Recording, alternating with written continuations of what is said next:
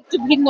তারা হয়তো ভালোবাসার রং চেয়ে নেয় মায়ের কাছ থেকে সিঁদুরের মাধ্যমে, আবির খেলার মাধ্যমে।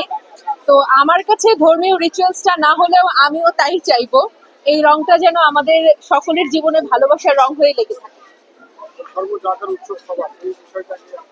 আমি এটা মনে প্রাণে বিশ্বাস করি এবং এই কারণেই আমি এখানে উপস্থিত আছি।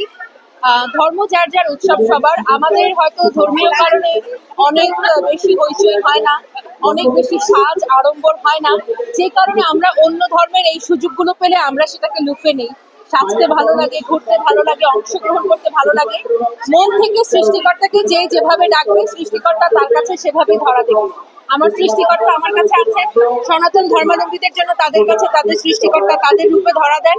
কিন্তু বাকি উৎসবে আমরা সবাই মানুষ হিসাবে, আমাদের দেশবাসী হিসেবে, আমাদের বন্ধু হিসেবে অংশগ্রহণ করতে চাই। সনাতন ধর্ম অনুযায়ী নিয়মটাই হচ্ছে যে সিঁদুর পরিয়ে বিয়ে। তাহলে এখন একটা মেয়েকে পড়ালো ঠিক আছে, আপনারা যদি এই সুযোগটা নিতে চান তাহলে তো সেখানে অনাচার হয়ে যাবে, ব্যভিচার হয়ে যাবে বলতে হবে। এটা সম্ভব না। তবে আবির মাখাতে পারে ভালোবেসে, গালে তো আমরা আবির মাখিয়েই দিই। যেমন আমরা পয়লা বৈশাখে গালে উল্কি আঁকে, সেরকম আবিরটাও হতে পারে।